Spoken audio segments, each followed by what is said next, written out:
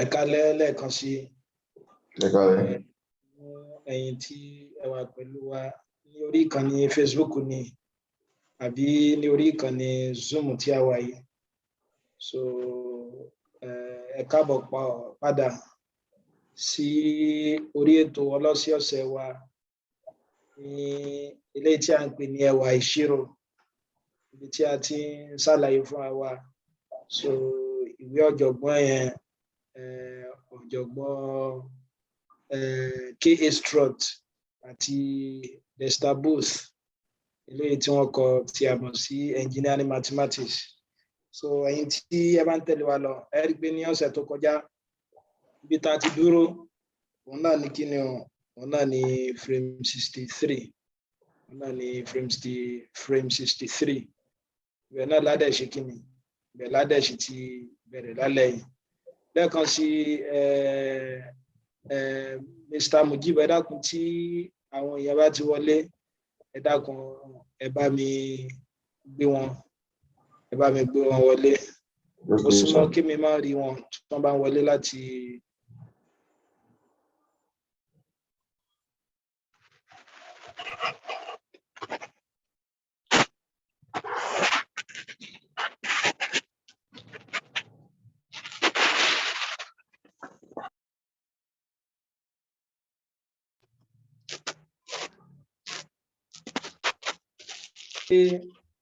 ẹ rí screen mi báyìí, ṣé ẹ rí àpàtì mi, ṣé ẹ ti rí screen mi? Bẹ́ẹ̀ni. So gẹ́gẹ́ bí mo ṣe ṣàlàyé síwájú, so ní òní fídíò níbi tá ti bẹ̀rẹ̀ òun náà ní frame 66. Ẹ gbé nínú ẹ̀kọ́ tó kọjá ibi tá ti dúró òun náà ní kíni o, òun náà ní tí a ń pè ní trailing zero. Wọ́n dẹ̀ ṣàlàyé ìtumọ̀ trailing zero fún wa. So mo lóhun ní zero tó ẹ pé kíni o tó máa ń wá bí àgbà tá a bá round the number wa up tàbá bá round it down. So tàbí léyìí tó wà tá a gbé síbi significant figure wa gẹ́gẹ́ bí àpẹẹrẹ a mọ̀ pé tí n bá ní 2573, so tí n bá ní 2573 gẹ́gẹ́ bí àpẹẹrẹ, ṣàpé pẹ̀lú àlàyé tí ọ̀jọ̀gbọ́n wa ṣe fún wa ní ọ̀sẹ̀ tó kọjá òun náà ní pé kí ni ká gbé ń bá fẹ́ gbé nọ́mbà yìí sí two significant figure, ajá sí pé máa bẹ̀rẹ̀ kíkà rẹ̀ látàpá bí àyàbí ilé ó jẹ́ 1 2 àbí. So aláwa ṣe kí ni o, ká tó dúró níbi two significant figure ni pé nọ́mbà méjì aláwọ̀kọ́ tí è ṣe kí ni o, tí è sòdo. Pé tá a bá dúró lórí bíbà yìí a wá wo nọ́mbà tó wà lẹ́yìn rẹ̀ bóyá yóò mọ̀ ṣe kí ni o, a mọ̀ round it up ni àbí a mọ̀ round it down. Wọ́n dẹ̀ ṣàlàyé fún wa pé ká pa bá ní nọ́mbà láti 0 sí 4 a mọ̀ round it down sí kí ni o, sí 0. Ẹ̀rẹ́ yìí tó wà láti 5 sí 9 a mọ̀ round it up sí 1. Jẹ́ tí eléyìí wà ẹ rí pé 7 yìí yóò di 1 àbí tàbá ní 1 plus 5 yóò jẹ́ kí ni, yóò jẹ́ 6, yóò máa jẹ́ 2 6 1. Gbogbo àwọn tó bá kù lẹ́yìn rẹ̀ kí lá máa sọ wọ́n di 0 0 0. Pé 0 0 yìí kò túmọ̀ sí pé kò ní ààyè rẹ̀, ẹ rí pé place value àwọn méjèèjì kan unit kan tens. So tàbá nírú 0 báyìí tẹ́ pé kò ṣe é gbádànù ọlá máa pè ní kíni o, trailing zero. So ìjẹ́ tí eléyìí bá yé wa ní òní a mọ̀ tẹ̀síwájú ní frame eléyìí tó kàn. So ẹ rí pé tẹ́ bá wo frame 66 eléyìí tó kàn à ń pè ní kíni o, fractions as decimal. Kò sí tàbí ṣùgbọ́n àjọṣepọ̀ eléyìí tó yanrantí ó wà láàrin fractions àti decimal. Ẹ má gbàgbé pẹ̀lú àlàyé tí wọ́n ṣe fún wa nínú frame eléyìí tó ti lọ lọ́nà náà ní pé tá a bá pè kankan ní fraction a máa pè kankan ní fraction tó bá jẹ́ pa lè kọ́ gẹ́gẹ́ bí kíni o, p/q, tí p wá tí ó mọ̀ ṣe tí a ń pè ní kíni o, numerator, tí q ó dẹ̀ sì mọ̀ jẹ́ kíni o, tí q ó mọ̀ jẹ́ denominator. Mo dẹ̀ ṣàlàyé fún wa pé ìlà yìí eléyìí tó dá numerator àti denominator láàrin yìí wọ́n là ń pè ní kíni o, division náà ni òwò tí wà. Kódà àtúngbàláyé rẹ̀ yékéyéké nígbà tá a ṣe kíni o, nígbà tá a ṣe ratio. Bó wá ní tá bá ní fraction ìgbà tá a ti mọ̀ pé tí bá kọ 7/4 gẹ́gẹ́ bí àpẹẹrẹ ẹ̀rí pàpẹẹrẹ tí ọ̀jọ̀gbọ́n náà mú wá nìyẹn pé ká pé bá kọ 7/4 a mọ̀ pé fraction kódà improper fraction ní pẹ̀lú ẹ bá gbàgbé a ní improper fraction ní fraction lè tó bá jẹ́ pé kí ni o tó bá jẹ́ wípé in tó wà lókè tí a mọ̀ sí numerator tó bá ṣe kí ni o tó bá ju in tó wà nísàlẹ̀ lọ tí a mọ̀ sí numerator olóyè mojí tí ẹ lè sọ fún wa bá ṣe lè ṣe kí ni bá ṣe lè divide irúfẹ́ nọ́mbà báyìí ẹ rí pé fraction ni a ló lè ṣe kí ni a lè gbé lọ sí decimal so a lè gbé lọ sí kí ni o a lè gbé lọ sí decimal ìjẹ́ lè ṣàlàyé bá ṣe lè gbé irú nọ́mbà yìí lọ sí decimal so mo fẹ́ kẹ́ sọ nǹkan kan so that kó jẹ́ pé ẹ rí pé gẹ́gẹ́ mo ṣe máa ń ṣàlàyé kó jẹ́ pé àwọn ẹ̀kọ́ wa a lè mọ̀ ṣe papọ̀ àjọmọ̀ sọ papọ̀ kò túmọ̀ sí pé mi lọ̀gá níbi ìwà gbogbo wa náà ni ọ̀yà. A máa fi denominator divide the numerator. A máa fi numerator divide the denominator bíbò. Denominator divide the numerator. 4 divided by 7. 4 divided by 7 yóò fún wa ní kíni. That's 1 point. 1 point.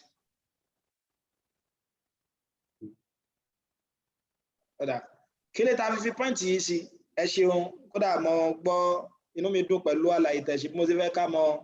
jọ ṣe papọ̀ nìyẹn so àǹtí àlímọ̀ ẹ káàbọ̀ mo ti fi ẹ̀yin náà ṣe host so ọ̀gbẹ́ni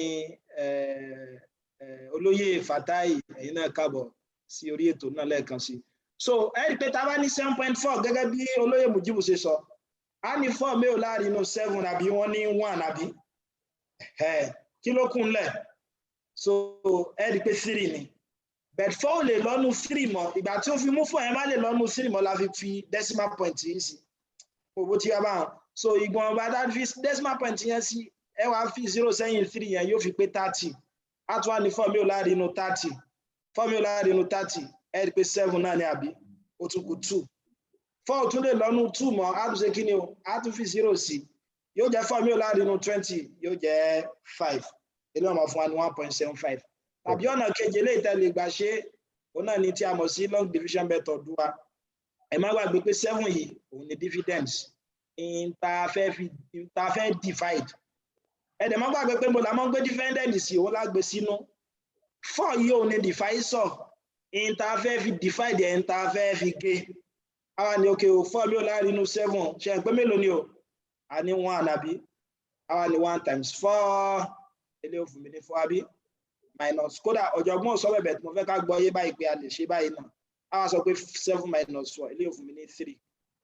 so ẹ ń pé lẹ́yìn rẹ̀ ń tàtù sọ pé ní 4 mi ò láàrin inú 3 ṣe àgbẹ̀ kò lè lọ ajá sí pé tí ò bá fi lè mú lọ mọ́ ẹ wá fi decimal point síbí báyìí yóò jẹ́ point tẹ́físì yẹn túmọ̀ ẹ̀ ní pé eléyìí o 0 ní ọmọ wà ń bí ẹ̀ túmọ̀ ní 4 mi ò láàrin inú 30 ṣe àgbẹ̀ 7 ní àbí 7 times 4 ní 28 30 minus 28 yóò fún mi ní kíni o yóò fún mi ní 2 àbí 4 tún lè lọ́nu 2 mọ́ àbí a tún ṣe kíni a tún wá ní 4 mi ò láàrin inú 25 5 times 4 20 ẹgbẹ́ tàbá ní 20 minus 20 báyìí kí ni ó fún wa yóò mọ̀ fún wa ní 0 ajá sí pé 7 over 4 wa yóò mọ̀ fún wa ní 1.75 táwọn lè rán mi létí tí mo pé 1.75 kí ni ó mọ̀ jẹ́ dàtà sọ pé 7 ó jẹ́ kí ni ó jẹ́ dividends tí 4 jẹ́ divisor kí la pé 1.75 yìí ta bá get látàn torí ipa gé nọ́mbà kan kí la ní yóò mọ̀ jẹ́ kí la mọ̀ pé ó kọ rẹ̀ ń jò ní tí ọ̀jọ̀gbọ́n náà sọ fún wa eléyìí là ń pè ní kíni o ọ̀yà àǹtí àlímọ̀ ẹ̀ sọ fún wa.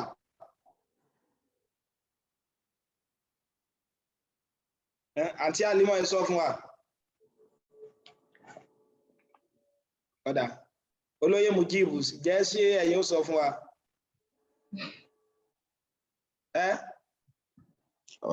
Mi mọ̀. Ọ̀dà òun là ń pè ní kíni o òun là ń pè ní quotient. Tẹ́ bá gbàgbé pé mo ṣàlàyé jọ ń pé addition orúkọ mìíràn tá lè fún òun ní sum subtraction orúkọ mìíràn tá lè fún òun ní difference multiplication kí lòun product tàbí so division ńkọ́ òun yóò máa jẹ́ quotient mo kí ọ̀rẹ́ mi Prince ẹ káàbọ̀ sórí ètò so ibi tá a dé dóhùn náà ní kí ni òun ní fraction bá ṣe lè gbé sí decimal ìjẹ́ tí eléyìí bá yé wa tá bá ti mọ eléyìí ọ̀jọ̀gbọ́n tó wá fún wa ní àpẹẹrẹ mìíràn pé tá bá ní kí ni o 3/8 ẹ pé ẹ bá wo frame 67 sìn Àtàní ó sáré sọ tẹ́lẹ̀ yóò jẹ fún wa. O lè lo ọ̀nà méjèèjì eléyìí tá lò lẹ́ẹ̀kan. Èyí tó bá wọ̀ ọ̀nà méjèèjì kan tọ́lọ̀ ló fún wa. Bàbá ní 8 mílíọ̀nù nínú 3 sẹ́yìn pé kò lè lọ àbí 0. Ìtumọ̀ 0 ni pé kò lè lọ. Tó ti àwọn aṣe kí ni o a fi 0 sẹ́yìn léyìí ẹgbẹ́ mo ní wọ́n gbàtà bá ti fi decimal point sí ìtumọ̀ ní pé kí ni a gbé 0 sí bíbá yóò jẹ́ 30. Àwa ní 8 mílíọ̀nù nínú 30 bákan náà ẹ̀wẹ̀ 8 mílíọ̀nù nínú 30 ẹgbẹ́ 3 ni o.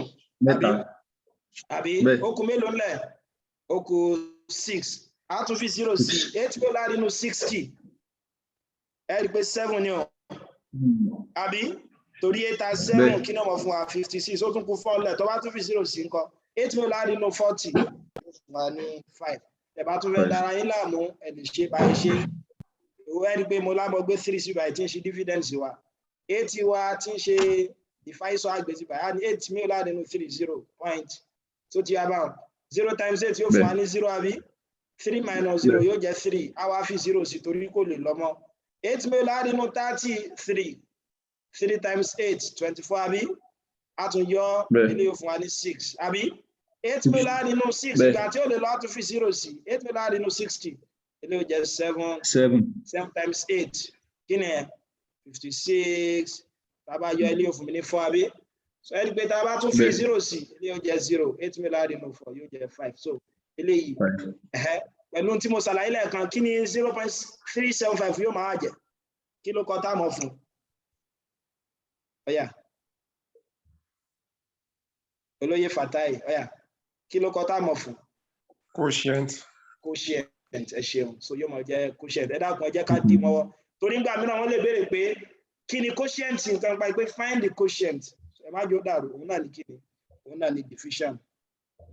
division ìjẹ́ tí eléyìí bá yé wa so ọ̀jọ̀gbọ́n wa sọ fún ẹ nísìnyí báyìí a ti gbé decimal àti ṣe kí ni o a ti gbé fraction àti gbé lọ sí decimal a tún lè gbé decimal náà padà lọ sí fraction akáláṣe mo ti ṣàlàyé fún wa pé àjọṣe wà láàrin kí ni o fraction àti decimal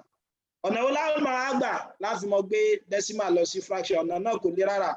wọn náà ní pé tó bá wo àpẹẹrẹ aláwọ̀kọ́ kápẹ́ bá ní 1.75 tó ti wà báyẹn wọn náà ní pé ẹ mọ́ dára yín láàmú ìtọ́jọ̀gbọ́n láṣẹ ní pé kí ni o ẹ kọ́kọ́ ẹ dìjú pé kò ṣe kí ni o ẹ fojú gbé decimal point yẹn kúrò ẹ gbé tí n bá fojú gbé decimal point yẹn kúrò kí ni ó jẹ yóò jẹ 175 àbí lẹ́yìn tí bá ti ṣe bẹ́ẹ̀ tán yóò máa jẹ over ṣẹwárí nọ́mbà tó wà kó tó kan decimal point yẹn sọ di 1 gbogbo àwọn eléyìí tó wà lẹ́yìn decimal yóò máa di òdo ilé wa jẹ 00 gẹ́gẹ́ bí àpẹẹrẹ náà pẹ̀lú eléyìí tá a ṣe lẹ́ẹ̀kan 0375 mo ní ẹ mọ́ dára yín láàmú ẹ kọ́kọ́ fojú gbé decimal kúrò kí ni ó kúnlẹ̀ 375 divided by ọ̀yà tẹ̀wádìí gbogbo nọ́mbà tó wà kó tó kan decimal ẹ sọ di 1 àbí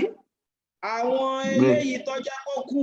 lẹ́yìn kí ni o lẹ́yìn decimal point yẹn ẹ wá sọ dòdò yóò máa jẹ 000 yóò máa jẹ 000 so mo kí ọ̀gá mi kí wọ́n kábọ̀ sí orí ètò so tí a bá ẹ̀ ẹ́ rí pé kò tí fún wa ní ìtọ́ ẹ̀kọ́ fún wa bẹ́ẹ̀ tá a bá wó kí ni o tá a bá gbé lọ sí lowest term pẹ̀lú àlàyé eléyìí tá a ti ṣe síwájú ẹ́ rí pé 5 lè ṣe kí ni ó lè lọ ń bẹ̀ mo kí ọ̀gá mi so pé wọ́n kábọ̀ sí àárín wa so ẹ́ rí pé 5 lè lọ ń bí báyìí 5 mil láàrin inú 17 ẹgbẹ́lẹ́ ó jẹ́ 2 àbí eléyìí ó kù kí ni o ṣe pé 5 mil sorry 3 eléyìí ó kù 2 yóò jẹ́ 25 àbí 5 mil láàrin bí báyìí yóò jẹ́ 20 5 tún lè lọ eléyìí ó jẹ́ 7 yóò jẹ́ 5 so yóò jẹ́ 7/5 ẹni pé tẹ́ bá ṣe lé náà bákan náà ẹ̀wẹ̀ yóò mọ̀ fún wa ní kíni ìta fi gbé wá 3/8 ẹni pé ó ti gbé wá sí ẹ̀rọ ti wà níbẹ̀ bá ṣe lè gbé kí lẹ sọ ẹ̀rọ wà níbẹ̀ fine yẹbi 5 divided by 100 20 okay 20 divided by 4 yóò jẹ́ 4 4 ẹ ṣeun ọwọ́ mi tà sí ni ẹ ṣeun ìjẹ́ tí eléyìí bá yé wa ibi gangan tá à ń lọ́kọ́ lélẹ̀ ẹgbẹ́ tẹ́ bá wo fírèmù tó kàn nínú ìwé náà ọ̀jọ̀gbọ́n fẹ́ mọ ṣàlàyé tí a ń pè ní kíni o unending decimal àwọn decimal tí ó lópin ẹ rí i pé taláwọ̀kọ́ ta ṣe 7/4 ẹ rí pé lẹ́yìn 2 decimal places ṣe àpò lópin ó dúró síbẹ̀ gẹ́gẹ́ náà bákan náà ìwẹ̀ tẹ́ bá wo 3/8 náà ẹ rí pé òun náà ṣe kíni o òun náà lópin ní kíni o lẹ́yìn decimal ẹlẹ́ẹ̀kẹta àwọn decimal míì tó yẹ pé tẹ́ ẹ bá ń ṣe lọ títí tí Jésù fi dé ẹ rí pé mo ṣe èso náà gẹ́gẹ́ bí àpẹẹrẹ ẹgbẹ́ tí n bá sọ pé 1/3 ẹgbẹ́ tá a bá fẹ́ gbélé náà lọ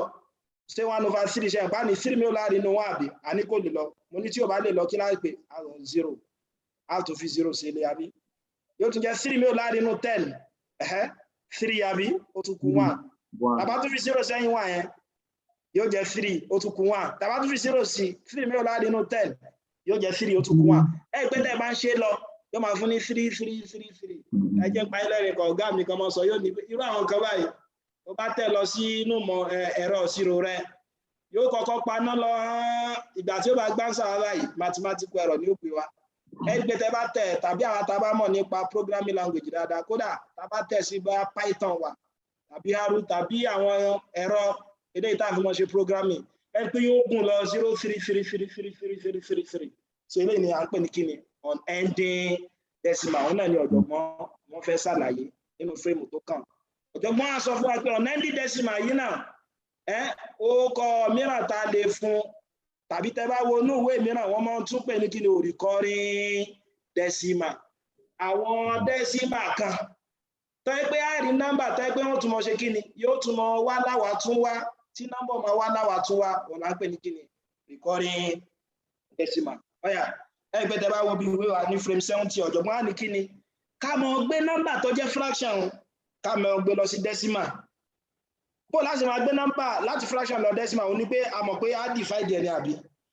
ó ní nígbà mìíràn yóò mọ̀ fún wa ní tí a ń pè ní kíni o infinite string àwọn decimal tó yẹ pé kò ṣe kíni o tó yẹ pé kò lópin tá a mọ̀ ní lẹ́yìn decimal wa òbó tí wá báwọn ó wá ní decimal yìí bákan náà wẹ̀ ó lè pín sí méjì o ìmí lè jẹ́ pé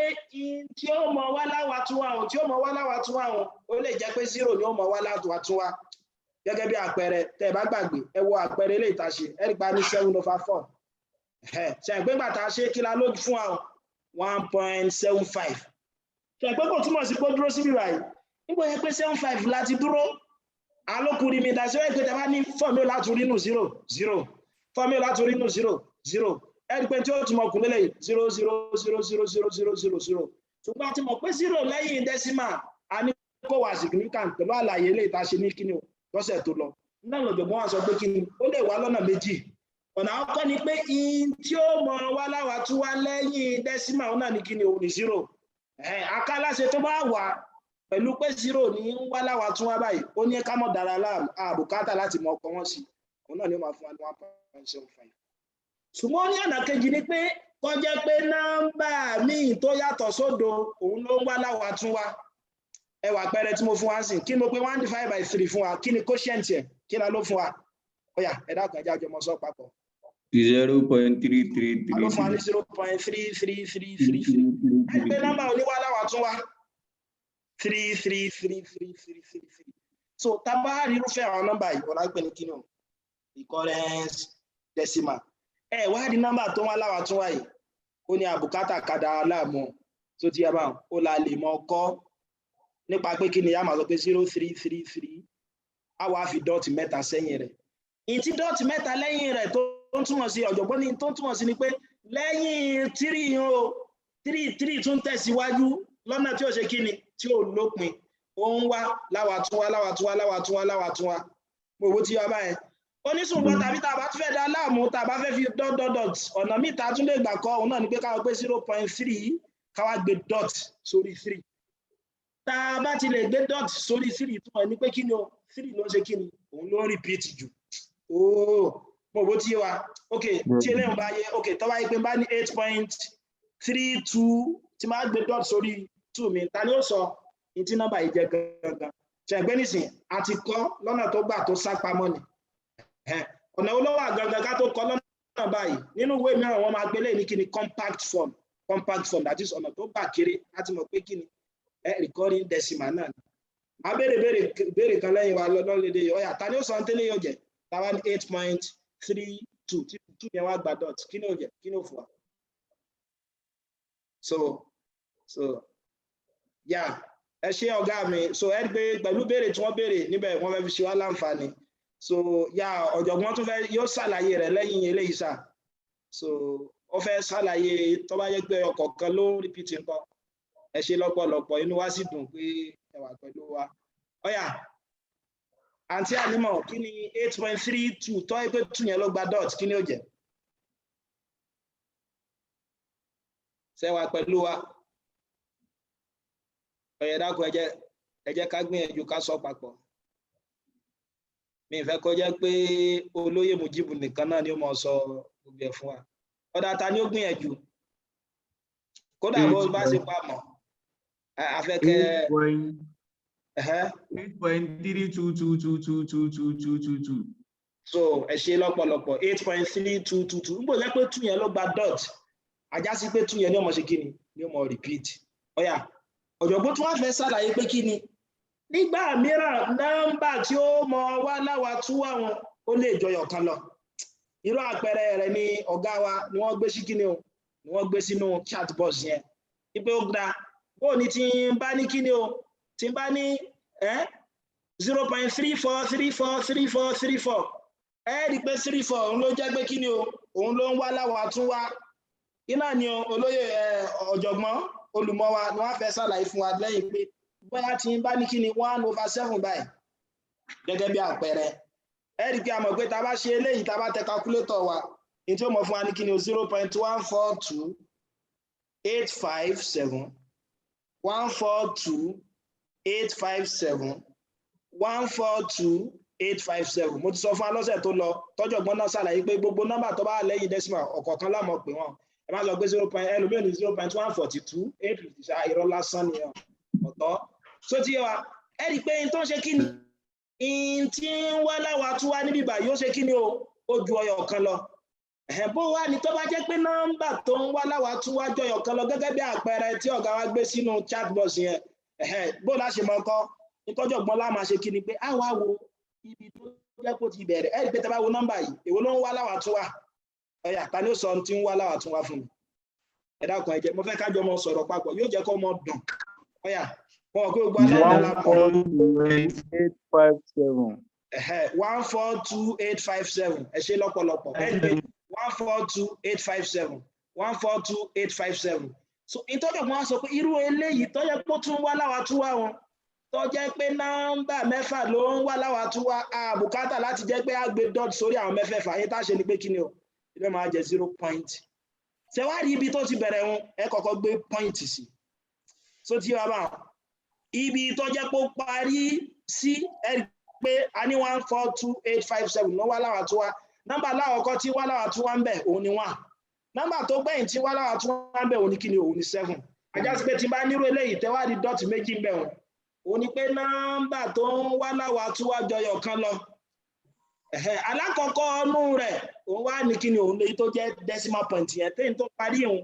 ló gba point lórí lẹ́lẹ́kejì mo bó ti wá bá wọn so àpẹẹrẹ òun náà ni pé kápẹ́ àwa fẹ́ ṣe àlàyé tí ọ̀gá wa sọ tó ń kọ sí orí tíṣà pé 0.34343434 ta ni ó sọ tí ó jẹ ta ni ó sọ tẹ́lẹ̀ yóò jẹ ajá sí pé yóò mọ jẹ́ kí ni o 0.34 àwa fi kí ni dot sí bí báyìí a fi dot sórí 3 àti 4 ẹ ṣé lọ́pọ̀lọpọ̀ a fi dot sórí 3 àti 4 mo bó ti wá bá wọn ọ̀dà eléyìí báyìí ń kọ́ 0.14398 ká má jò dàrú ká má wò pé àbí tó bá ti wá lẹ́yìn decimal nìkan ni ó mọ̀ sí jẹ́bẹ̀ ni rárá o ọ̀yà kí lélẹ́ yóò jẹ́ 0.14 àwọn àfi dot 0.14 àwọn àfi dot sí 14 lórí àfi dot sí 3 lórí. ẹ̀yìn tí mo fẹ́ lélẹ̀ ọ̀yà kájọ wọn ọ̀yà olóyè Mujib ẹ mọ́ gbàgbé o a ní fi ẹ̀rí pé tẹ bá gbàlà èyí tí mo ṣe síwájú pé àkọ́kọ́ tí ó mọ̀ gba dọ́ọ̀tì ni nọ́mbà tó bá ń wá láwà tún wá èyí tẹ́ ẹ̀kọ́ mọ̀ ni pé nọ́mbà ò ló ń wá láwà tún wá ọ̀yà olóyè Mujib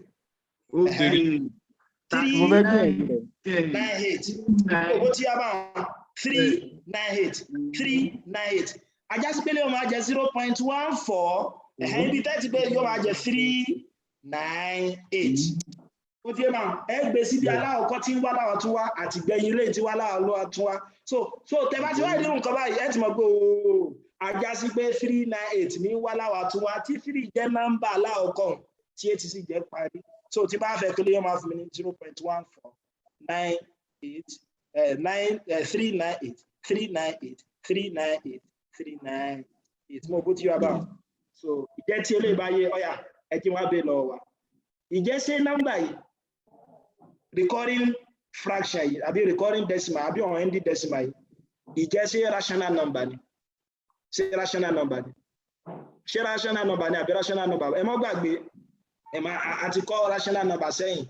a sọ pé rational number ni àwọn nọ́mbà tá a lè kọ ní kí ni o p over q tá a lè kọ ní ipò fraction ọ̀yà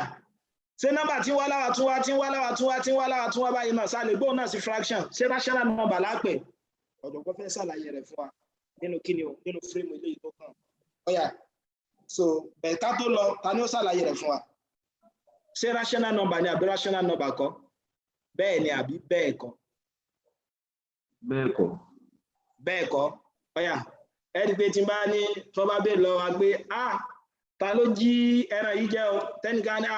sàbúrì lọ jẹ́ ẹran jẹ kí ni wọ́n bẹ́ẹ̀ lọ́dọ̀ yín pé kílẹ̀ rí rẹ̀ ẹ̀dùgẹ́sẹ̀ bá wọn tẹ̀gbẹ́ tó bẹ́ẹ̀ lọ́dọ̀ èèyàn ni tàbí kẹ́nìkan lọ ẹgbẹ́ pẹ̀lú nínú ẹ̀kọ́ aláwọ̀kọ́ kẹ́nìkan wá lọ́wọ́ lọ Èkó ní ìsìn ó ní ẹ̀pọ̀dá lè kan mọ́ lè Èkó lọ́la àgẹ́rẹ́ àkílọ̀ náà ṣe lẹ́kọ̀ọ́ mọ́kà ń lọ náà ni tẹ̀gbẹ́ kí lẹ́sọ̀ fẹ́ ni o ẹ bá gun ẹ bá mú so ẹ ti kẹ́ so ọ̀yà kí ló dé tí èmi ṣe rational number. torí pé nọ́mbà yẹn ó ń wá owó ọkọ̀ ṣáṣá ó ń repeat rẹ̀ ṣáṣá. ó ń repeat rẹ̀ ṣáṣá. tó bá jẹ́ pé rational number. tó bá jẹ́ rational number kò repeat. ọ̀dà ẹ ṣe pẹ̀lú èsì tẹ fún wa ṣùgbọ́n tẹ bá ní àwọn recurring decimal báyìí rational number làwọn náà ẹ ti gẹ́gẹ́ báwọn orí a lè gbé àwọn náà lọ sí fraction ìlọ̀gá fẹ́ ṣàlàyé fún wa nísìn so a lè gbóhùn náà lọ sí kíni a lè gbóhùn náà lọ sí fraction ẹgbẹ́ tí wọ́n bá ní sámà lópin tí wọ́n bá ní ibo ni sámà ti pin sẹ́yìn pé kẹ́nìkan ní sámà olópin jọ ẹgbẹ́ tẹ́ bá dẹ́sì wo ẹgbẹ́ báyà nísìn bá wà bíbà yìí ẹ máa wo pé àbí yóò pin bẹ́ẹ̀ tẹ́ bá tún débẹ̀ kò ní pin kò túmọ̀ sí pé kò lópin ẹmọ̀ pọ́lọ́n tó dá sánmọ̀ rẹ̀ ó lópin torí pé nọ́mbà yóò lópin ẹgbọ́n tún wá látúwà ló wá láwàtúwà kò túmọ̀ sí pé kò ṣe kí ni o a lè gbé sí fractional form a lè gbé sí bó láti máa gbé kí ni bó láti máa gbé sí fractional form òun náà ní pí kí ni òun náà ní ọ̀gá wa wọ́n fẹ́ ṣàlàyé fún wa ní frame 72 ẹ̀rí pé tẹ́ bá wo frame 72 wọ́n ní nọ́mbà tó bá jẹ́ decimal tó wá jẹ́ pé wọ́n á wá ní kí ni o tí wọ́n á wá láwàtúwà ó la lè gbé sí fractional form o gẹ́gẹ́ bí àpẹẹrẹ tí n bá ní 0.18181818 ọ̀yà mo lè gbélé sí ọ̀yà ẹja bó láti mọ gbélé sí fractional form àkọ́kọ́ náà irú nọ́mbà yìí 0.1818 kí ni ó máa jẹ́ ní compact form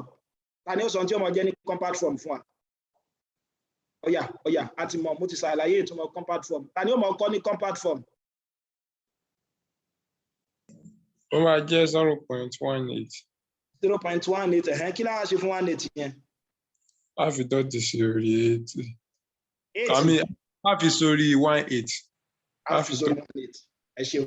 mo rò ó yé wa pẹ̀lú àlàyé yẹn ọ̀dà tàbá fẹ́ kọ́ báyìí kọ́ kí lọ́nà mìíràn ta lè gbà kọ́ òun ní pé a sọ pé 0.18 a wá fi dot sí tàbí ká pé 18 dot tó ti yẹ bàbá ẹ̀tẹ́lẹ̀ ní compact form ọ̀yà tàbá wá fẹ́ gbèrú nọ́mbà yìí fún sí decimal òun lọ́gá wọ́n fẹ́ ṣàlàyé fún àti àmọ̀ sí recurring decimal àbí unending decimal so nǹkan àkọ́kọ́ tẹ́ ṣe ni pé kí ni o ẹ wá multiply through by káwọn pé multiply both sides by 100 a sọ ìdí ilé tó fi jẹ́ pé a fẹ́ ṣe kí ni o a fẹ́ multiply both sides by 100 kí ni ìdí tá a fẹ́ multiply both sides by 100 ta ni ó ṣàlàyé ìdí ni wípé à ń wá pé fraction la fẹ́ gbé lọ intention ni pé ẹ wò pé nọ́mbà mélòó ló ń wá láwàtúnwá tàbí tẹ́ bá fẹ́ dá láàmú ṣe pé 1/8 lélẹ́yìí ìpè kí ni mọ̀ ṣe tó fi jẹ́ pé nọ́mbà tó ń wá láwa tún wá wọn máa fi rí gbé sẹ́gbẹ̀ẹ́ kejì ṣe pé ẹsẹ̀ mélòó láwọn mọ̀ gbé tá a fi rí gbé sẹ́gbẹ̀ẹ́ kejì ẹsẹ̀ méjì àjásí pé tó bá jẹ́ pẹ́sẹ̀ méjì ní àmọ́ multiply pẹ̀lú 100 bẹ̀ká pé irú eléyìí ilẹ̀ ní 0.3333 ọ̀yà ẹsẹ̀ mélòó ní gbé tó fi jẹ́ pé fi gbé nọ́mbà tó wá láwa tún àwọn tí fi gbé sẹ́gbẹ̀ẹ́ kejì ṣe ìpẹ́sẹ̀ kan náà ni màá gbé òun náà ni nọ́mbà kan lásán yìí náà ok irú eléyìí nǹkan tí bá ní 0.14398 ọ̀yà ẹsẹ̀ mélòó ní mọ̀ gbé tí fi gbé nọ́mbà tó ń wá láwa tún àwọn sẹ́gbẹ̀ẹ́ kejì ẹ̀rí pẹ́sẹ̀ márùn-ún ni àbí eléyìí àkọ́kọ́ náà yóò lọ eléyìí ẹ̀kejì eléyìí kẹta eléyìí kẹrin eléyìí karùn-ún ooo mo bẹ gbọ́ àlàyé tí mo ṣe níbẹ̀ yẹn sà àti mà ó kí ẹsẹ̀ mẹ́fà torí orí 398 ló ń ṣe kíni òun ló ń lọ ìdí ló fi jẹ́ pé a fi gbé lè sí kíni ẹ pé 18 ló ń wá láwa tún wá ẹ wá ó pé ẹsẹ̀ mélòó láàmọ̀ gbé tá a fi rí 18 yẹn sọ sí ẹgbẹ́ kejì ẹ pé 18 tí bá kọ́ gbé 1 mo ti gbẹ́sẹ̀ kan tí bá kọ́ gbé 2 mo ti gbẹ́sẹ̀ kejì ajásí pé tí màá multiply pẹ̀lú rẹ̀ ni pé 1 àtòdó ẹsẹ̀ tí mo gbé ẹsẹ̀ mélòó mo gbé ẹsẹ̀ méjì yóò jẹ́ 100 ooo ẹ dákun sóyé tí ò bá yé kẹ́ntù sóyé wa ẹ máa tún ṣàpẹẹrẹ mìíràn ọ̀yà tí bá multiply pẹ̀lú 100 ilé ọmọ jẹ́ 0.18181818 times 100 owó tí a máa is equal to 0.18 gbogbo dot times 100 ọ̀yà tá a bá fẹ́ dára láàmú so kí lélẹ́ yóò jẹ́ tá a bá multiply pẹ̀lú 100 kí lélẹ́ yóò jẹ́ tá a bá multiply pẹ̀lú 100 máa jẹ́ tàbí inú ọ̀nà mìíràn tẹ́lẹ̀ gbà sí ni pé tá a bá fẹ́ dára láàmú ó ti yá bá sí multiply eléyìí pẹ̀lú 100 àbí ọ̀yà eléyìí a ní ọmọ fún 1.1818 times 100 is equal to 18.18 so bí mo ṣe get here ẹ dákun ṣàgbálà yẹn yé ìdí ni pé ẹ máa gbọ́ ẹ máa wo bíbá yìí o ká pé ń bá ní 3 point or tí bá ní 0.23 tí bá multiply 0.3 times 10 kí ni ó fún mi. That's 3. 3 kọ́ wo dáadáa 0.23 times 10. Okay, 0.2.3. Òbó tí a bá tó bá ti jẹ́ pé 0 kan ìtumọ̀ ní pé gbé nọ́mbà kan tó wà lẹ́yìn decimal gbé wá sí ipò whole number. Ọ̀gá tó bá yẹ pé times 100 nǹkan kí ni ó mọ̀ fún wa 23 ìtumọ̀ ní pé nọ́mbà méjì ní gbé wá. Okay tí bá ní 4.1987 tí bá sọ pé times 10 kí ni ó fún mi. Ẹ dákun mo fẹ́ ká gbá láyé yẹn òun ní ó jẹ́ tí mo fẹ́ ṣàlàyé níbẹ̀ yẹn kó yé wa ọ̀yà kí ni ó fún mi yóò mọ̀ fún mi ní kí ni o 41.987 thank you 0.987 ọ̀dà tó wáyé pé times 100 nǹkan kí ni ó mọ̀ fún wa ìtumọ̀ ní pé kí ni o nọ́mbà méjìlá gbé wá ó ti yẹ wa yóò máa jẹ́ 419.87 tó bá jẹ́ pé times 1000 nǹkan yóò jẹ́ 4198.7 mo bó ti yẹ wa so ẹ rí pé 0.1818 àwa ní times 100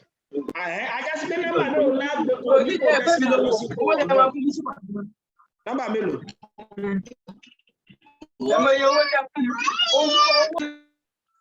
ẹ dákun ẹ bá mute ọ̀yà mò ń gbọ́ nọ́mbà mélòó la mọ̀ gbé wa ṣé àlàyé tí mo ṣe ẹgbọ́ àlàyé tí mo ṣe lẹ́ẹ̀kan nísìnyí báyìí a fẹ́ sọ pé eléyìí 0.18 times 100 ní àbí a fẹ́ wo tí ó mọ̀ jẹ́ ẹ̀dẹ̀ mọ́ gbàgbé 0.181818 ló jẹ́ àwa ní times 100 pẹ̀lú àlàyé tí mo ṣe mí báyìí mo ní tó bá jẹ́ pé times 10 ni mélòó la gbé wá.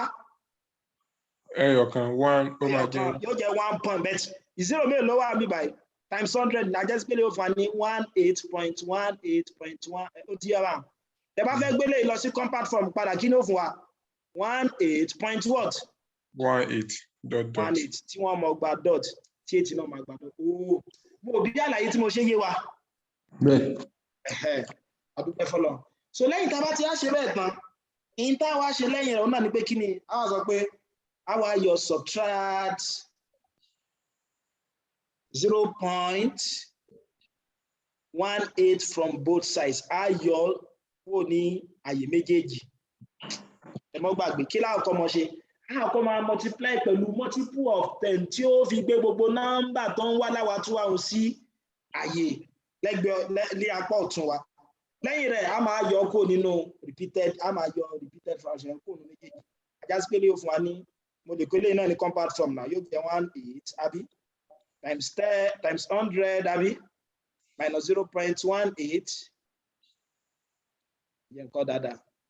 ẹ dákun mo ṣe bí ẹ ń bá mi ká lọ is equal to what 18.18 minus 0.18 tálàyé mi yé ṣé ó yé wa ń ta ṣe ẹ́ rí pé in tó yàtọ̀ sí ìlà yìí àtẹ́lẹ̀ náà ni pé kí ni o ayọ̀ in tó ń rí ọkọ̀ 0.18 tó ń fún àwọn gangan ayọ́kò nínú kí ni o ayọ́kò nínú apá ọ̀tún àti apá òsì wa mo bó ti yé wa báyẹn ẹ pé tẹ bá wo ìlà tó tẹ̀lé eléyìí in tọ́jọ̀ gbọ́n kọ ni pé kí ni o ọ̀jọ̀gbọ́n kọ 99 times 0.18 ta ó lè sọ bó ṣe jẹ́ bẹ́ẹ̀ fún mi ta ó lè sọ bí ọ̀jọ̀gbọ́n ṣe get 99 times 0.18 ọ̀yà ẹ dákun fẹ́ ká sọ papọ̀ because ibi tí yóò ti mọ ẹ jẹ́ ká jọ mọ ṣe papọ̀ ta ó lè sọ bí eléyìí ṣe jẹ́ kí ni 99 times ẹ gbé gbogbo orú eléyìí ló jẹ́ báyà àbí bó lọ̀gá sí wá get 99 times 0.18 bóyá ká nígbà tá à ń ronú sí kí lélẹ́yìn ọmọ jẹ́ ẹja subtract eléyìí náà ṣàgbélé jẹ́ 18.1818 tàbí minus 0.1818 ẹ̀rí pé tí ó fún mi ní kíni o tí bá yọ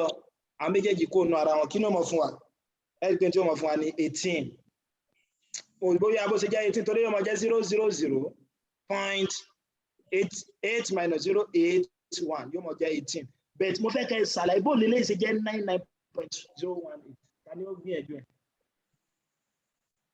ọ̀jọ̀gbọ́n Mujibu olóyè Mujibu jẹ́ sí ẹgbìyànjú ẹ̀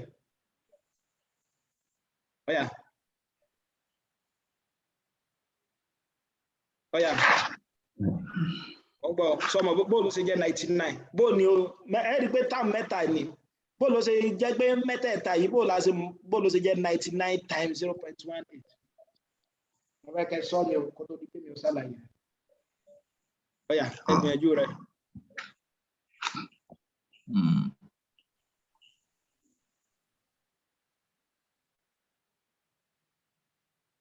Ọ̀dà ọ̀jọ̀gbọ́n Lékan. Ó dà pé a yọ 0.18 kúrò nínú 100 ibẹ̀ 99. Sọ wá mọ̀ kó ti takò òfin president's rule wa báwọn wọ́n gbàgbé president's rule kí ni president's rule sọ fún wa board mass ẹ̀wọ̀n ní pé tó bá fẹ́ mọ ṣe irú nǹkan báyìí board mass ọkọ̀ kọ́kọ́ mọ bẹ̀rẹ̀ láti apá ọ̀tún rẹ̀ wàá kọ́wọ́ bracket ẹ̀yìn tí wọ́n fẹ́ ṣe é sì ní wọ́n fẹ́ ṣe negative tí ó sì bá mu ọ̀dà orí àkókò ìtọ́jú ọ̀gbọ́n sí ń bẹ̀ lélẹ̀ àdáṣọ àìtẹ́ bá ti ń sèṣì lè ààyè kan ẹmọ tí wọ́n ṣe mẹ́ yóò mọ iye olélé yìí ẹ̀ẹ́dìgbẹ́ ta ní 0.18 times 100 àbí minus 0.18 is equal to 18 àbí àti mọ̀ pé lè jẹ́ 18 tàbá yọ mọ̀ bóyá abó ṣe jẹ́ 18 ọ̀dà kí ló kọ́mọ̀ láàrin àwọn méjèèjì ẹ̀ẹ́dìgbẹ́ tẹ́ bá wo nọ́mbà yìí dáadáa nǹkan kan common factor wà kí ni common factor tẹ́ bá wo táàmù méjèèjì kí ni common factor ó dàbí ká ní 2s plus s kí ló common náà x ẹgbẹ́ tẹ́ bá gbé s jáde kí lè léyìn okù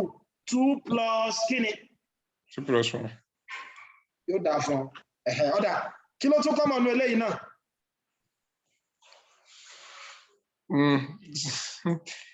ó yá ẹ gbìyànjú ẹ kí ló common 0.18 yeah ṣeun 0.18 yeah bẹ́ẹ̀ náà ni tá bá gbé 0.18 jáde kí ni ó ṣẹ́kù bí ìtàtẹ́ ps jáde ń bí báyìí kí ló ṣẹ́kù 102 so tá bá tó wá gbé 0.18 ní báyìí mọ́ gbàgbé pé 2s náà ni ìtumọ̀ 2s ní pé 2 times x mo ti wá gbé 2 jáde mo lókun x nínú eléyìí náà mo ní 0.18 times 100 àbí so mo ti wá gbé 0.18 jáde kí ni ó ṣẹ́kù lẹ̀ ọ̀yà ẹja ronú sí kò lè ọ̀dà tó bá fẹ́ dàrú ẹ mọ̀ gbọ́ àlá ní 2x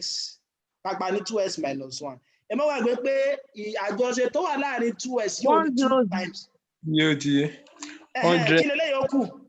ó máa jẹ́ 100 minus 1 100 ẹ ṣeun ẹ ṣe lọ́pọ̀lọpọ̀ minus mo ti gbélé yìí jáde 1 kí ni ó kù minus 1 minus 1 ọ̀dà akátú tó lọ ń bìbà yìí náà bóò láti ṣe mọ̀ pé 100 ni ó kù bóò mo ṣe mọ̀ pé 2x nígbà mo gbé s jáde 2 ni ó kù òun náà ni pé tẹ bá factor common factor jáde ẹ máa wá divide common factor yẹn pẹ̀lú táàmù kọ̀ọ̀kan ajá sí pé tọ̀ bá tiẹ̀ mọ̀ tí ó mọ̀ ṣẹ́kù mọ́dà rẹ̀ láàmú báyìí mo ní 2x plus x mo ti mọ̀ pé x ló kọ́ mọ́ àbí níwọ̀n gbà tí bá ti gbé x tó kọ́ mọ́ òun jáde ní màá fi divide each of the term yóò máa jẹ 2x divided by x plus x divided by x owó tí a bá wọn èdè s ó gé x àbí s ó gé x kí ló kù 2 plus 1 gẹ́gẹ́ bẹ́ẹ̀ náà ní tọ̀ bá mọ tí ó ṣẹ́kù bíbá ìṣẹ́ pé mo lè sọ pé yóò jẹ́ 0.18 times mo ló kọ́ mọ́ àbí yóò máa jẹ́ 0.18 times 100 divided by 0.18 minus 0.18 divided by 0.18 tàbí ẹ pé kí ni ó gera eléyìí ó gera wọn eléyìí ló gera wọn kí ni ó kúnlẹ̀ 0.18 100 minus 1 mo bó ti yẹ abọ́ bá ṣe gẹ́tì ẹ̀ báyẹn bẹ́ẹ̀ ṣe mọ̀ ṣe common factor náà nìyẹn so ọ̀yà so ti agbọ́n ṣe rí 99 bẹ́ẹ̀ bọ́jọ̀ gbọ́n ṣe rí 99 bẹ́ẹ̀ ẹ̀ẹ́dì pé ọ̀nà tí 99 gbà wá òun náà ni pé eléyìí ọmọ àfún mi ní kíni 0.18 times 99 is equal to 18 ẹgbọ́n tí ń lójú túbọ̀ báyìí kí la dẹ̀ fẹ́ wá tẹ́lẹ̀ ṣe ń gbé 0.18 la fẹ́ wá gangan la fẹ́ sọ di fraction ajá sí pé mo lè fi 0.18 mi ṣe subject of the formula ọ̀dà tí n bá ní 2x equal to 4 tí mo á fẹ́ fi s ṣe subject of the formula s mi ó mọ̀ jẹ́ kí ni o s mi ó mọ̀ jẹ́ kí ni 2 over 4 2 over 4 kọ 4 over 2 ajá sí pé 0.18 náà tí máa fẹ́ fún un náà ṣe subject of the formula kí ni ó mọ̀ jẹ́ 18 over 99 ọ̀yà àwọn agbélé yìí sí kí ni ẹ gbé lọ sí lowest term ọ̀yà ẹ rí pé 9 lè lọ́nu méjèèjì 9 yá 2 9 yá 11 ajá sí pé nọ́mbà yìí o recorded fraction tó ń fún wa ní 0.1818 tó ń wá láwa tún wá yìí o kí ni ní fraction 2 over 11 and that's why tẹ bá tẹ calculator yín tàbí tẹ bá tiẹ̀ tẹ calculator yín tẹ bá ṣe pẹ̀lú ọwọ́ yín náà ní tí ó mọ̀ fún wa ní kí ni 0.1818 owó tí wàá sọ àti mọ̀dí tó fi jẹ́ pé recording fraction gbogbo recording decimal ṣe àti mọ̀dí tí ó fi mọ̀ jẹ́ rational number báyìí tó ra lè gbé lọ sí kí ni o a lè gbé sí fraction máa fún alápẹẹrẹ mìíràn láti jọ sí papọ̀ ẹ̀mọ́ yóò ẹ̀ mo fẹ́ kó yé wa pé lẹ́yìn 2 over 11 yìí náà 0.1818 ló mọ̀ fún ọyá ẹ jẹ́ ká ṣe é wò ọyà 11 mi láàrin inú 2 0 àbí tẹ̀ bá tún fi 0 sílẹ̀ tó jẹ́ 20 11 mi láàrin inú 20 1 àbí ó kù kí ni ọ̀yà ó kù 11 mi láàrin inú 20 1 ó máa kù 11 sílẹ̀ irọ́ ó máa kù 9 sílẹ̀ yóò kù 9 àbí ọ̀yà 11 dẹ̀ sì lè lọ́nu 9 tá a bá tún fi 0 sẹ́yìn 9 tó jẹ́ 19 kọ́ 11 mi ò máa rí inú 90 ẹ rí pé 8 ni àbí yóò tún kù 2 tó bá tún fi 0 sí tó pé 20 11 mi ò láàrin inú 20 ẹ rí pé 1 ni yóò kù kí nílẹ̀ 9 ẹ rí pé 1 fún 18 so ti yá báyìí ìjẹ́ tí eléyìí bá yé wa ọ̀yà ẹ jẹ́ fún wa ní àpẹẹrẹ mìíràn eléyìí tó le ju aláàkọ́ lọ nínú ìwé wa ẹ rí pé tẹ́ bá wo àpẹẹrẹ eléyìí tó tẹ̀lé ọ̀jọ̀gbọ́n tún fún wa ní mìíràn ọ̀dà onísàlẹ̀ ìgbélé yìí lọ sí kíni o sẹ́nìkan ní béèrè ni so tí n bá ní 2.0315 àwọn kọ́nàká tó tẹ̀síwájú ta ni ó sọ tí eléyìí jẹ́ fún mi ẹ mọ̀ pé compact form ni ta ni ó sọ tó jẹ́ fún mi ta ni ó tú sílẹ̀ fún mi ọ̀yà sáré tí ó tú sílẹ̀ káti ẹ̀ tí ẹ̀ mọ̀ ohun tá a fẹ́ ṣe gangan ta ni ó tú eléyìí sílẹ̀ fún mi kí ni ó mọ̀ jẹ́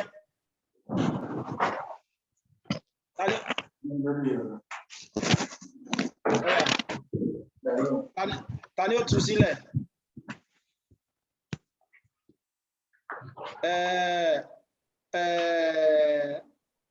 àǹtí Neymot bá mi gbádé ṣẹlẹ̀ bá tú sílẹ̀ ó dàbẹ̀ pẹ́ dé ẹṣẹ́ lè bá tú sílẹ̀ kí lélẹ́ yóò jẹ́ṣẹ́ pé ìkọ́lẹ̀ compact form ló wà báyìí ká tó gbé wá sí compact form báyìí àti pé kẹtì ẹ̀ tó dààmú jìnnà ṣẹlẹ̀ sọ nọ́mbà tó ń wá láwa tún wá nínú nọ́mbà yìí fún wa kí nọ́mbà tó wá láwa tún wá mà ṣé wọ́n sì wà pẹ̀lú wa. 315. 315 ẹ ṣé lọ́pọ̀lọpọ̀ ajá sí pé tí n bá fẹ́ kó léyìí tí n bá fẹ́ túlẹ̀ kí náà mọ̀ fún wa ọ̀yà 2 points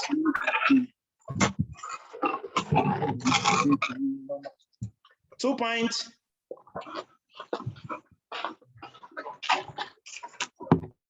ọ̀yà yóò jẹ́ 2.0315 315 315 315 mo bó ti yọ báyẹn ọ̀dà pò láṣẹ á lè gbélé lọ sí fraction ẹ mọ́ gbàgbé pẹ̀lú àlàyé tí mo ṣe síwájú láọ̀kọ́ bẹ̀kẹ́ tó tẹ̀síwájú ẹ rí i pé èyí tá a ṣe tẹ́lẹ̀ 0 ló wà ní báyìí ajá sí pé ẹ gbọ́dọ̀ tún eléyìí náà kọ ṣe ìpele yóò mọ jẹ́ 2 plus 0.315 àbí ajá sí pé mo ti mọ 2 yìí àbí eléyìí nìkan màá fẹ́ gbé lọ kí náà máa jẹ́ 0.315 mo bó ti yá báyìí so 0.315 so is equal to 0.315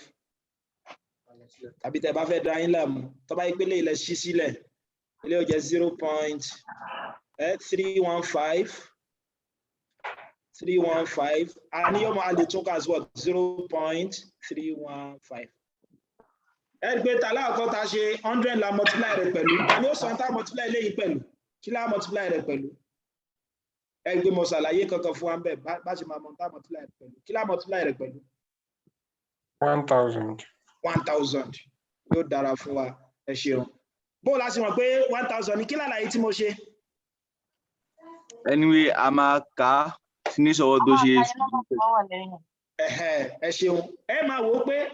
ẹ kọ́kọ́ wò pé nọ́mbà mélòó ni ń wá láwà tún wá ṣe pé nọ́mbà tí wá láwà tún wá ní 315 ẹ wá wò pé ẹsẹ̀ mélòó ní ń gbé tó fi jẹ́ pé ìkan náà àwọn tí ń wá láwà tún wá máa fi gbé sí apò sí mi ẹ gbé ní ọ̀nà tí mo lè ṣe ni pé tí bá gbé 3 ẹsẹ̀ àkọ́kọ́ tí bá gbé 1 ẹsẹ̀ kejì tí bá gbé 5 ẹsẹ̀ kẹta ajá sí pé kí màá máa multiply rẹ̀ pẹ̀lú 1000 tó ti yé ajá sí pé lè náà máa jẹ́ 0.315 times 1000 ìtẹ́ bá ṣe fún Táíwò ẹ̀dẹ̀ gbọ́dọ̀ ṣe fún kíni o ẹ gbọ́dọ̀ ṣe fún Kẹ́hìndé kẹmọ́rí jà bèjì o tó ti yé times 1000 tó ti yé ẹgbẹ́ tó bá bí bèjì wọ́n á ra aṣọ fún Táyé tí ó rà fún Kẹ́hìndé ẹgbẹ́ Yorùbá lẹ́fún wọn ni ẹ fẹ́ dájà lẹ̀ tó ti yá báwọn ọ̀yà tàbá ṣe síwájú sí ṣe ìgbé mo lè sọ pé this 315 àbí times 1000 ọ̀yà tí bá multiply eléyìí pẹ̀lú 1000 kọ́ta ní òsàn tí ó fún mi kí ló fún mi 315 315 ẹrù dáadáa mo ti ṣàṣìṣe ní bíbà yẹ dákun ẹ mọ́ bínú ẹ pé tí n bá 01 bíbà tí n bá ro arákùnrin yìí tí n bá rò pọ̀ mi lè kò lè fún mi lélẹ́yìí mọ́ ó yẹ kó jẹ́ pé 0 point ṣe pé tí mo ṣe ni pé sódà tí n bá ti padà ro méjèèjì papọ̀ yóò mọ̀ fún mi lélẹ́yìí tí n bá ti gbé 2 jáde ìtumọ̀ ẹni pé 2 plus 0.0315 ẹ mọ́ bínú bí ká ní 2.03 tẹ́ bá fẹ́ gbé decimal fraction integer part ẹ̀ jáde yóò mọ̀ jẹ́ 2 plus 0.3 àbí 2 plus 0.03 ìtumọ̀ ẹni pé 2 yìí lẹ ti gbé jáde ibi ayé 2 yẹn wá fi 0 replace yẹ ibi ayé 2 bíbá ìtí wá fi 0 replace yẹ ajẹ́sí yóò mọ̀ fún mi 0.0315 eléyìí náà jẹ́ 0315 yóò jẹ́ 0315 bó ti yọ báyìí so yóò jẹ́ 0315 so 0315 ọ̀yà tí bá multiply rẹ̀ báyìí ajásí pé yóò mọ̀ fún mi ní kíni o yóò jẹ́ 31.5 owó tí a bó ṣe jẹ́ 31.5 tẹ́ bá multiply ilé pẹ̀lú 1000 òun náà ní pé ẹsẹ̀ aláwọ̀kọ́ tẹ́ bá kọ́ gbé yóò gbé 3 wá bí báyìí no 0 wá bí mọ́ bínú bí ẹsẹ̀ aláwọ̀kọ́ tẹ́ bá gbé yóò gbé 0 wá bí báyìí àbí ẹsẹ̀ lẹ́ẹ̀kejì yóò gbé 3 wá ẹsẹ̀ lẹ́ẹ̀kẹta yóò gbé 1 wá nígbà yẹ pé 0 mẹ́ta la ní mo bú ti wá báyìí nítorí ẹ̀ la fi lélẹ̀ yìí ọ̀yà ta ó lè sọ tẹ́lẹ̀ yóò jẹ́ bẹ̀tẹ̀ wá wo inú ìwé tí ọ̀jọ̀gbọ́n kọ ẹ mọ́ bínú 0 wá bí 0.0 ẹ dákun ṣe gbọ́ àlàyé mo ṣe ló jẹ́ bẹ́ẹ̀ 0.0 ẹ dákun àṣìṣe ni mo ṣe lókè ọ̀yà ẹ gbẹ̀tẹ̀ bá wo náà ọ̀jọ̀gbọ́n á ní yóò máa jẹ́ 999 times 0.0315 ta lè ṣàlàyé bó ṣe jẹ́ 99 báyìí bó la ṣe rí 999 báyìí bó la ṣe rí 999 báyìí mo ṣàlàyé rẹ̀ lẹ́ẹ̀kan òun náà ni pé kí ni o wọ́n yọ wọ́n subtract eléyìí from both sides and subtract 0.0315 so tiye from both sides àbí ìtẹ̀bádẹ́ ẹ̀ ṣe fún Táyé ẹ̀ ṣe fún Kẹ́hìndé àbí ẹ máa jẹ́ 0.0315 times 1000 minus 0.0315 is equal to what?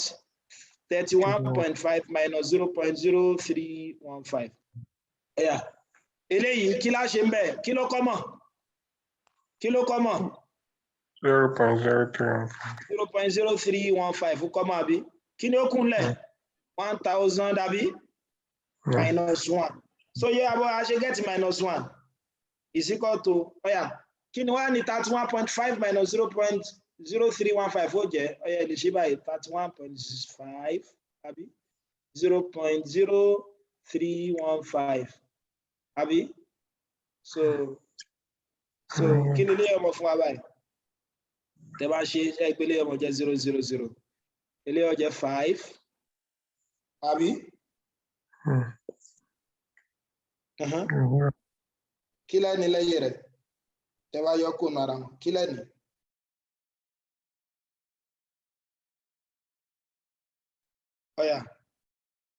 eléyìí 0. ẹ má gbàgbé bó ṣe jẹ́ 0.0315 kí ni ó fún wa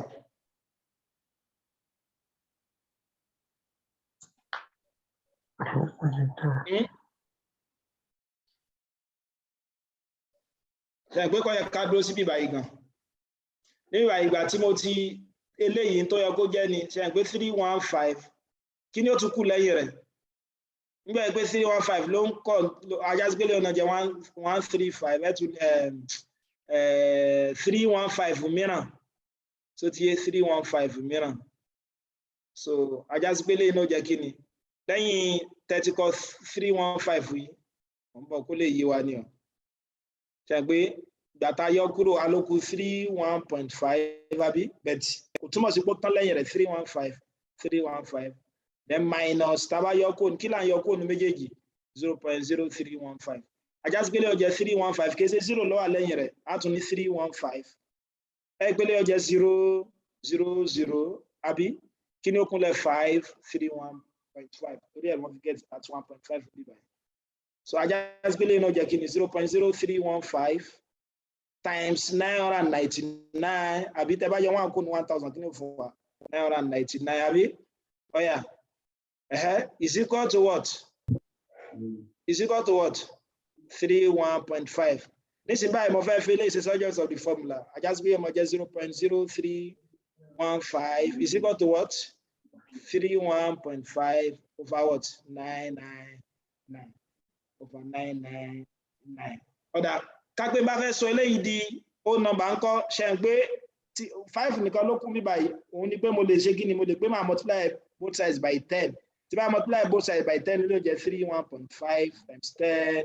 tí bá ṣe fún Táíwò mo gbọ́dọ̀ ṣe fún Kẹ́hìndé ìdí ni pé mo fẹ́ kí eléyìí ọmọ ní decimal mọ́ rárá tó bá wù wá ẹ lè tẹ̀ sí calculator bẹ́ẹ̀ tí ò fún wa bẹ́ẹ̀ a fẹ́ kí eléyìí ọmọ ní decimal mọ́ rárá ajásígbélé ọmọ jẹ́ kí ni 315 divided by 990 divided by 990 ọ̀yà ẹ jẹ́ ká gbé sí lowest term kí ni ó jẹ́ ní lowest term kí nọ́mbà tó lè lọ́nu méjèèjì tá a bá fẹ́ dá láàmú tẹ́ bá gbé sí lowest term tí ó máa fún wa ní kí ni o tí ó máa fún wa ní 35 divided by 1110 35 divided by 110. Bẹ́ẹ̀ kìí ṣe bíbá yìí gangan láti lọ, ẹ rí pé bíbá yìí láti lọ. A ní 2.0315. A ní ọmọ jẹ́ kí ni o? 2 plus 0.0315 àbí? Àdẹ̀wà mọ̀ ilé yìí gbọ́ jẹ́ kí ni? A ló jẹ́ 35 over 1110. Ajásígbélé ọmọ jẹ́ 2 plus 35 1110. Ajásígbélé tẹ́lẹ̀ fún wa ní kí ni? Mixed number. Ó jẹ́ 2 number 35 over 1110. Ọgbọ́n tí yóò báyìí. So 2 number 35 over 1110. So ilé ní bá ṣe máa ṣe. Mo rọ̀ wá àwọn àpẹẹrẹ ilé tó tún kù nínú ìwé yẹn. Ẹgbìyànjú ẹ̀kẹ́ tún ṣe. So tí yóò bá yìí kẹ jẹ́ kí n mọ̀. So that máa fi ṣàlàyé ẹ̀ fún yín. Ṣùgbọ́n ká tó parí. So mo fẹ́ ká kọ́kọ́ ṣe tó kù ní frame yìí, frame 74. Ọ̀jọ̀gbọ́n àfẹ́ máa ṣàlàyé kí ni rational number ibẹ̀ láti parí. Rational number, irrational number, àti real numbers. Real numbers. Àti mọ̀ túmọ̀ rational number nísìn. Kí ni mo pè túmọ̀ rational number fún wa? Rational number ni number tó yẹ pa lè kọ́ ní kí ni o? The fraction. Gbogbo number tó yẹ pé mo lè kọ́ ní kí ni fraction? Rational number. Kódà mo ní ó tún kó kí ni? Ó tún kó recurring decimal sínú, torí recurring decimal náà lè gbé lọ sí fraction pẹ̀lú àlàyé eléyìí tí mo ṣe síbí. Pẹ̀lú àlàyé eléyìí tí mo ṣe síbí báyìí. Àwọn olá máa pè ní irrational number bákan náà ẹ̀wẹ̀. Irrational number ni àwọn number tó yẹ pé kí ni o? A lè gbé lọ sí fraction. So ti yé báwọn. So tàbí tá bá ti á lè gbé lọ sí decimal gan, kápò lè gbé lọ sí decimal. Decimal rẹ̀ yóò mọ jẹ́ nọ́mbà tí ò ní mọ wá láwà tún wá. So ti ń bá wọn. Kápẹ́ ní sí ti bá kọ 20/7. Ó ìpé tẹ́ bá kọ 20/7 yìí, kí ni ó mọ jẹ́? 3.142 kíní kan. Ẹ rí pé nọ́mbà tó wà lẹ́yìn rẹ̀ kò mọ wá láwà tún wá. Tó bá ti jẹ́ pé nọ́mbà ń gùn lọ kò lópin lẹ́yìn decimal yẹn. Tí wọ́n á fún mi ní nọ́mbà tí ń wá láwà tún wá, ajá sí pé rational number ní nọ́mbà wọn. Bẹ̀tọ́ wáyé pé kò fún mi nọ́mbà tí ń wá láwà tún wá, yóò mọ jẹ́ irrational number. Mo bẹ́ ti mọ yàtọ̀ yẹn. Àkọ́kọ́ náà, yàtọ̀ aláwọ̀kọ́ ni pé nọ́mbà kan táwọn pè ní rational number ni wọ́n bá lè kọ ní fractional part, P/Q. Ọ̀dà tí ó bá jẹ́ rational part náà bá orí decimal, ìyí tó fi máa mọ̀ pé nọ́mbà kan ó jẹ́ kí ni? Ó jẹ́ rational number ni pé tó bá jẹ́ kó tún àwọn nọ́mbà tó wá lẹ́yìn decimal yẹn ń wá láwà tún wá tí a mọ̀ sí recurring fraction, recurring decimal. Bẹ̀tọ́ wáyé pé nọ́mbà yẹn wá máa wá láwà tún wá, ajá sí pé ọmọ jẹ́ kí ni? Irrational number. So ọ̀gá fẹ́ ṣàlàyé fún wa pé wá rí àwọn irrational number yìí o. Nígbà tá a ti mọ̀ pé a lè kọ́ ní kíni? Tá a lè kọ́ ní recurring decimal. Torí kò sí nọ́mbà tó ń wá láwà tún wá nínú wọn. Wọ́n á sọ pé ajá sí pé tá a bá fẹ́ kóhun náà wá lọ́nà tó kékeré ní compact form. Ẹ̀rí pa lè sọ pé òun jẹ́ eléyìí jẹ́ 3.14 kíní kan. So tá a bá fẹ́ kóhun wá lọ́nà kékeré, ní tó sọ pé ajá sí pé a lè mọ̀ pé sí kíni? A lè máa round the up. So tí tàbí ká gbé sí kíni o? Significant figure. Mo bó tí wá bá tàbí ká gbé sí significant figure. Ẹ pé tẹ́ bá tẹ calculator yín, kí ni 20/7 fún wa? Ó yá. Kí ni 20/7 fún wa? Àní ó sọ. Ó yá, sáré nìkan tí ó tẹ calculator rẹ̀ ń bẹ̀, mo fẹ́ mọ̀ tó fún wa gangan.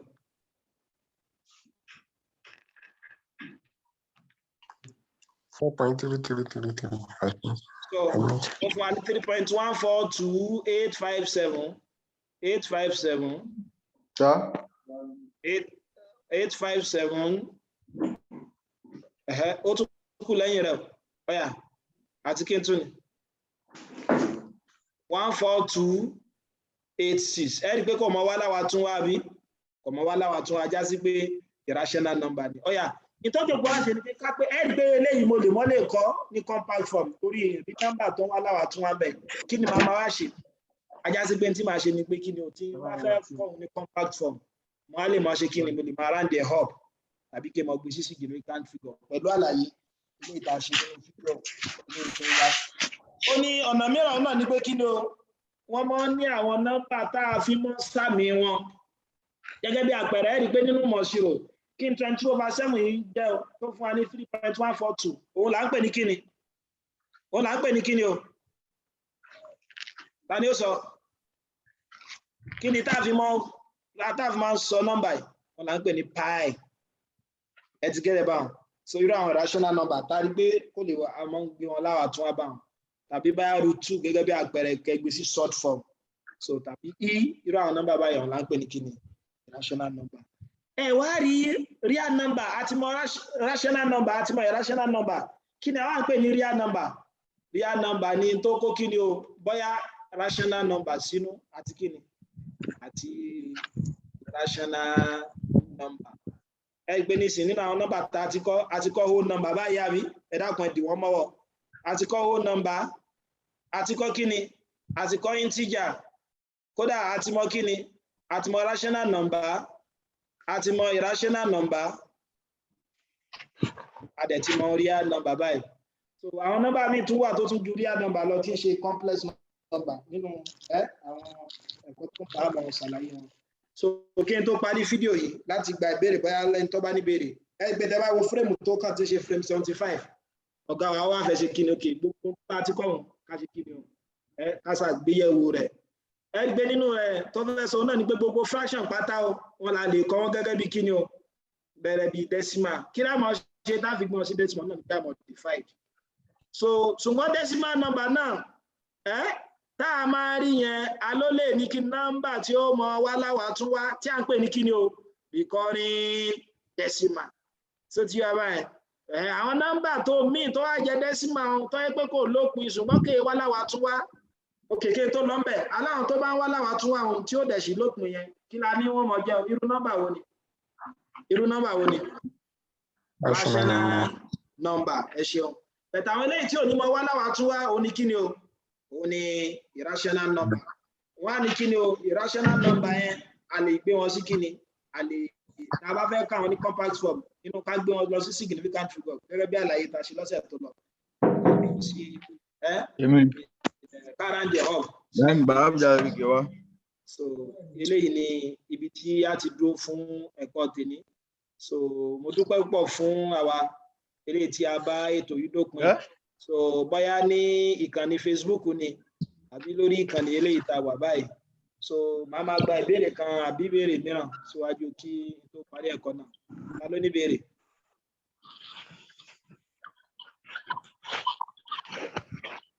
Ta ló ní ìbéèrè? Ọ̀dà ìgbà tí kò sí ìbéèrè mọ́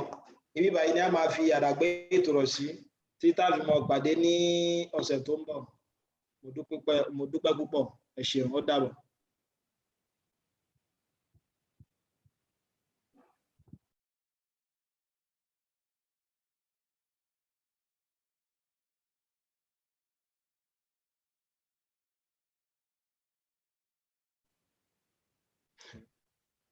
Ustaza ẹ ṣe ń bọ̀ ẹ pẹ́ dé ìyá ti parí o.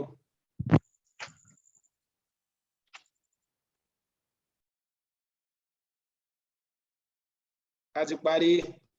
ẹ̀kọ́. Ẹ̀yin náà bá ẹni ó bá àmàlà náà bá ẹni ó bómi ìsanwó náà bá àmàlà.